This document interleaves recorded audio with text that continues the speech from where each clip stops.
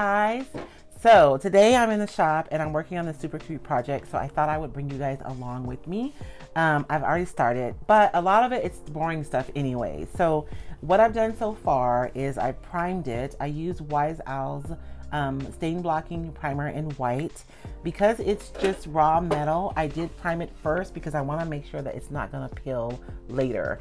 And I've also taped off some of the pieces that I don't want to get paint on before we've gotten started, but I saved the fun part for you guys. Hey guys, my name is Royce Hunt Bell, owner and operator of Upcycled Treasures, and today we're going to take this little homemade, it's a homemade toolbox I scored at the thrift store, and we're going to turn it into something super cute, you guys, super cute. So one of my new favorite colors from Wise Owl Paint is Mermaid Kiss. It is so pretty. It's almost like a Tiffany blue, right? But it has a little bit more green in it than Tiffany. So we'll be using a Wise Owl's chalk style paint, chalk synthesis paint, and Mermaid Kiss. I'll also be sealing this with Wise Owl's 1 Hour Enamel in matte.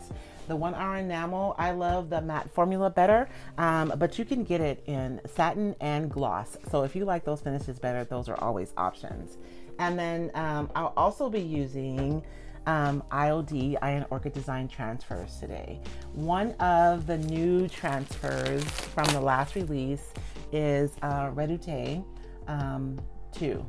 And this is a gorgeous transfer, you guys. There are 8 sheets of flowers on this transfer. So if you guys remember the Redoute 1, it had very few blossoms, but like this one is jam-packed. So I do want to take a quick moment just to show you guys what's in this transfer, just in case you haven't had a chance to see it yet. So each of these pages has tons and tons and tons of blossoms, and there are 8 pages, and there's some topography in here too, which I love topography. And so you get 8 pages, and each page is really loaded with a ton of blossoms. So if you're looking for a transfer, maybe you haven't pulled the trigger on a transfer just yet, this is a really good one if you like this flower, because you get a ton of transfer pieces in this transfer. So this is a transfer I'll be using today. However, I have a booklet that I've used on other projects, so I'll be pulling flowers out of it. So this is my book. It's all torn up, you guys, but I'm gonna use it because I still have a ton of blossoms left. And so we'll get to this in a minute. But before we start with the transfer, let's get some paint down on our toolbox. And some of you may be asking, like, really, Royce, what are you gonna use that toolbox for? I love cute boxes. I have a thing for metal boxes anyways, but I can open this up and I can fill it with flowers to put on the middle of my table. You can even prop it up if you wanted to make sure that you showed more of the design. I just think these pieces, I love utilitarian objects, so I'm always collecting toolboxes when I go out thrifting, and then I flip them and I use them. So we're gonna make this one pretty though before we use it. So I just squirted a little bit of Wise Owl's chalk synthesis paint into my bowl. You guys, these bowls I find at Dollar Tree, you get 12 of them for $1.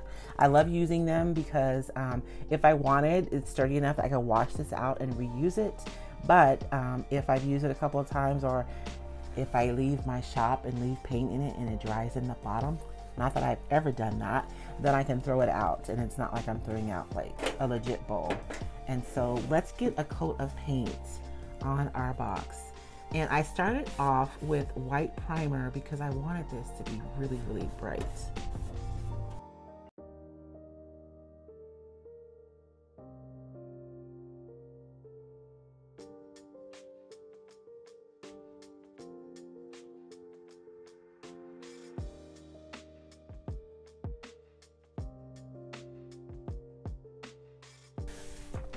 So I'm gonna take my water bottle. Whenever you're painting with chalk style paint, because it has a tendency to be a little thicker, you can just mist it with a little bit of water, and that will help your paint move a lot better.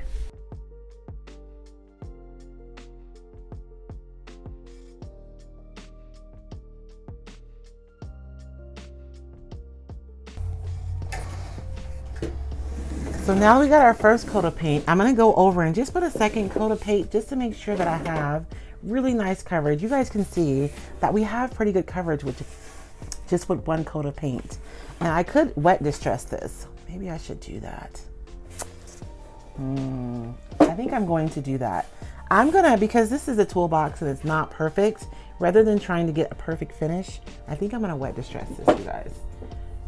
And so what wet distress means is I'm just gonna take a wet towel and I'm gonna rub the paint back in areas where I want the metal to show through.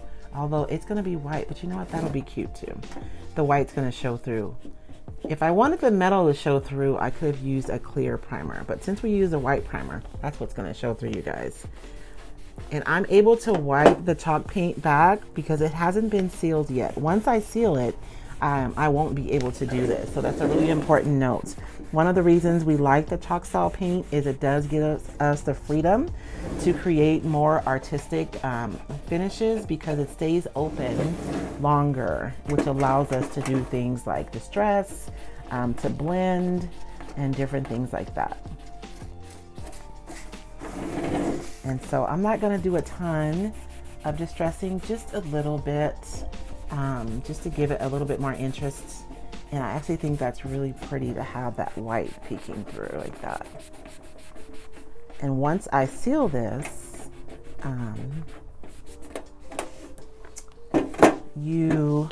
it'll be nothing else. I won't be able to wipe back anything else.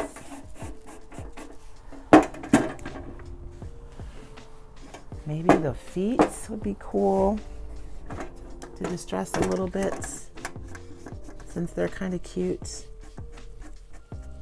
And that's probably what would happen over time naturally, is the feet would be just distressed. And so you guys see how I'm just taking this wet towel and I'm just wiping the paint back right away.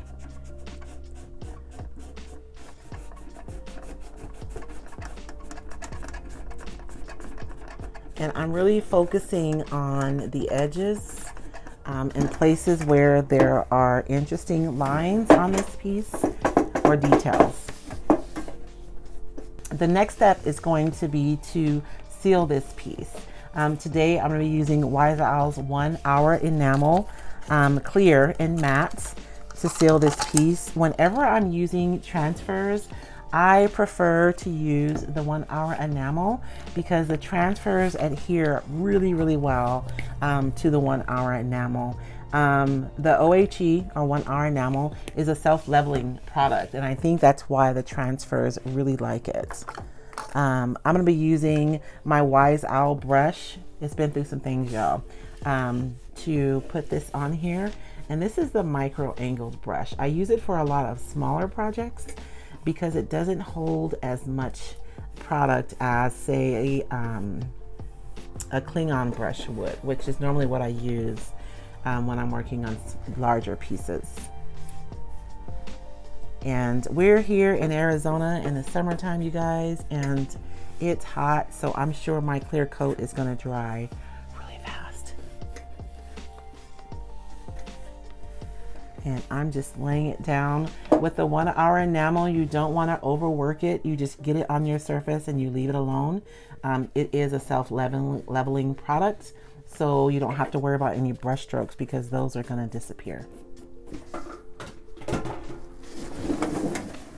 Now that the toolbox is all dry, we can move on to our next step.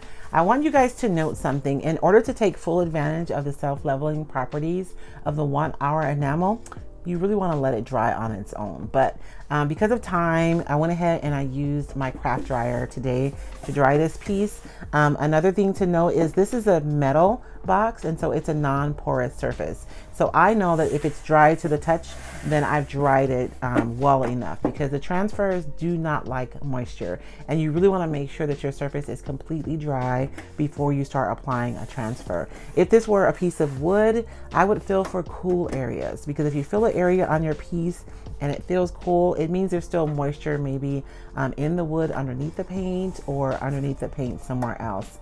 Because that's a more porous surface, and so the drying is a little bit different. But now that we've gotten it all dried, you guys, let's get to the fun part, putting on the flowers. Now, I'm usually not a flowery girl. I'm not, but I do love the Redoute, and I love the combination of this color with the red flowers. I am like all in on this combination. And so that's why I wanted to make this box. So I am legit, you guys, using scraps of my transfer from a project that I did before.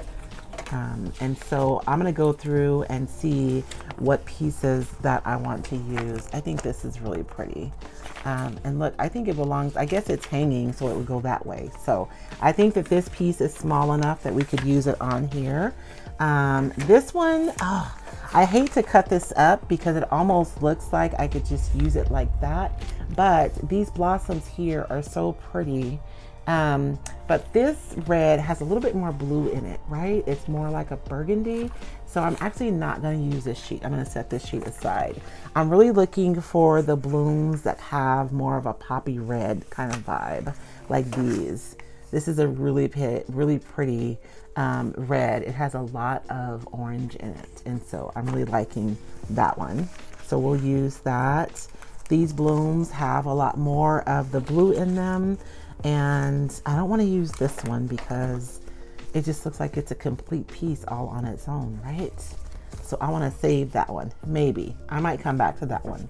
I'm going to end up going in and using some of my flowers from my other piece, but let's start with the one I picked out first, this one. And if you guys have never used transfers before, they are so fun and so easy. You guys remember those rub-on tattoos we had when we were little? It's kind of like that, but it's for your furniture and your craft projects. So I'm just gonna I'm cutting around the leaves because I want it to look natural, even though I'm cutting it off of this larger piece. I don't have to worry about cutting perfectly around the leaves or the flower because everything except for the rose is going to be transparent. So it looks like it's white right now, but it's just because the backing paper is on there. And you guys can see I have a piece of tape right here. That's because I've used this before. It's really important that you keep your backing paper on your transfer until you're ready to use it, because if not, your transfer will stick to whatever it finds. And so I just tape that to make sure that this backing paper stayed adhered to the front of this floral.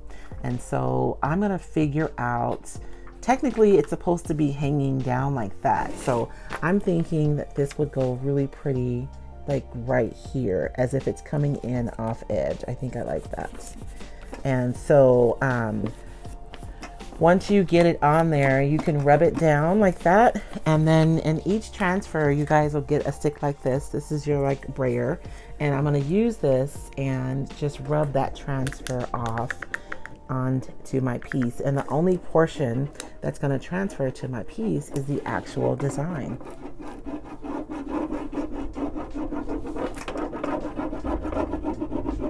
And the beautiful thing about this is when I'm rubbing this off, if I think, let's just say I've rubbed it and I think I'm done and everything is adhered.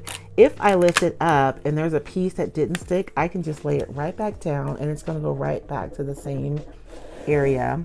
And because I have like a little stem right here that doesn't want to come off, it doesn't want to leave, and I can rub it back on and no one will ever know. And you see how easy that is, you guys?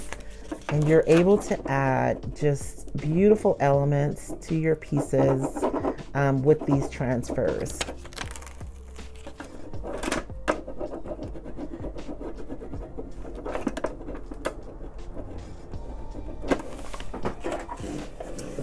And I'm gonna have this piece go around and onto the bottom, and so that's why I'm just kind of keeping it there. I don't want to pull it up just yet because I don't want to have to fight to line it up perfectly. So I'm just going to treat it as if it's one big piece, and then that way I don't have to worry about trying to line it up afterwards.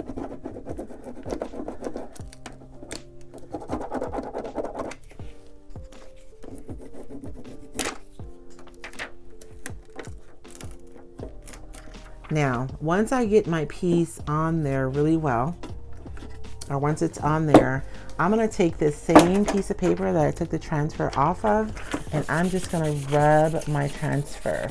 And this is just to make sure that there's really good contact between your surface and the transfer. These are things that you can do to prevent any issues with adhesion now or in the future.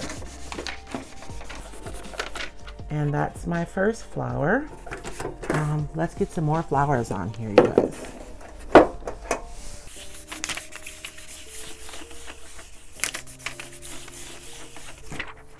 When I'm placing my flowers, I'm really thinking about balance. So I have this large one here, and I have this large one now on the back, and I'll continue to place my flowers. I always think of these larger, really densely or saturated colors as being visual weight. So like this is heavy, right? So then I want to balance it out by putting something just as heavy on the opposite side. And so that's how I'll work through this piece, and hopefully I'll end up with a composition that's pleasing to me and to anyone else who may want to buy this piece.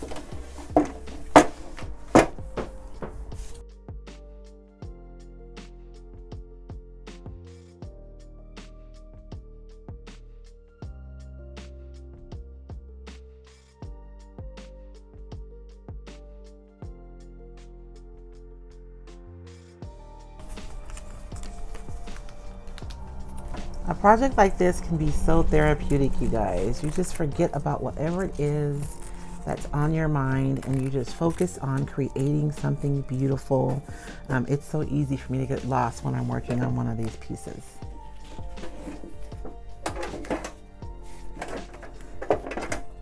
So I think that's all the flowers I'm going to put on there, you guys. I don't think I want to fill up the whole thing. We could leave an area here. Somebody's name could go on this box. That would be really cute, right? Or you could put tools on there, something super cute. Maybe I should put something right here. I didn't do the sides either, but I'm thinking, I feel like she's done. Like, she doesn't want any more zhuzhing. So these transfers are super durable, but what we're gonna do to make sure that they last over time is we're actually gonna put another coat of sealer on top of the transfer. And that's gonna ensure, you guys, that you don't have any issues with them popping up or coming off later. I was asked a question about how long these last or if they're easy to take off. Once you adhere a transfer and you seal it onto a piece, it's the same as if you had painted a piece, right? So if you want to remove them, you're really going to need to use a stripper in order to take them off. So these transfers are really durable. I'm using it on a project piece or a craft project today, but you can absolutely use these transfers on your furniture as well. I'm just going to do a little bit of cleanup, you guys. And I always save every little piece of transfer. I do not throw any of them away because I can use them another day for a different project, much like I did today. So now it is super pretty. Don't you just love the poppy red with that blue? It is one of my favorite combinations. And I'm gonna go and I'm gonna seal this piece now. I'm actually going to be using Rock Hard Top Coat, you guys. It is a marine grade sealer, and I feel like using this coat as my final sealer, it's going to make this piece more durable so that whoever ends up with it won't have any issues with, maybe if I could get the lid off of it, we'll see, won't have any issues with the finish, either, you know, scratching or scraping, or if this is something that ends up on somebody's back porch, this sealer is really gonna protect it well. And I could have sealed it with this on the first coat, but I feel like I saved this one for my final coat whenever I'm working, because if you do a lot of layers, it can get milky. So I don't like to do more than 2 layers of the Rock Hard Top Coat on any one project. And this is a matte formula. So whenever you guys are working with a matte top coat, be aware that in order to make the surface matte, the people who create the top coats have to put particulates into the mixture. And what happens is those particulates raise to the surface and they disrupt the light, so the light doesn't bounce off the surface as much. And that is what causes it to look matte to us. So there are some particulates in this mixture. So I want to make sure that I stir it well every time I use it, so that those mattifiers are integrated into the emulsion. Otherwise, I would end up with a shinier surface when I use the top portion. And then when I get to the bottom, if there's a high amount of mattifiers there, they can actually cause my surface to look a little cloudy. So make sure that you stir really, really well. And this is for any kind of matte sealer, regardless of who it is that's making it. They all use the same technology, that you do that every time you use it. And so I am just going to put a coat of my marine grade sealer over the top of my box, and this is going to protect all the work that I just did, you guys, and make this durable so that whoever buys this is able to use it for years to come, or until they decide to repaint it maybe and put something different. Now, after I've coated, I'm gonna go around and just make sure that I didn't leave any drips. More often than not, the drips occur like over an edge because you can't see it when you're working on, if I'm working on this surface, right? I can't see that edge. And so that's where the drips will occur most of the time. So after I'm done, I like to just look at my pieces from every angle just to make sure that I don't have any drips somewhere. And it doesn't look like I do, so this piece is all done. What do you guys think? Isn't it super cute? And when you go thrifting, you guys, it doesn't matter what the surface looks like, right? Because a little paint, a little decoupage, some transfers, and your artistic touch, and you guys can make anything absolutely beautiful. Again, you guys, my name is Royce Hunt Bell from Upcycled Treasures. Thank you guys so much for watching our video today. Be sure and subscribe, you guys. We have more videos. We'll be dropping 1 or 2 videos every week. If you want to be alerted when we put a video, when we upload a new video, just make sure and click the bell. That way you'll get an alert when we click the video, when we upload new videos. And all the products that I use here today are available on my website at www.roycycled.equid.com. I'll drop a link in the description below. If you guys have questions, leave them in the comments. I'm glad to answer them. Thank you guys so much. You have a blessed day. We'll see you guys next time.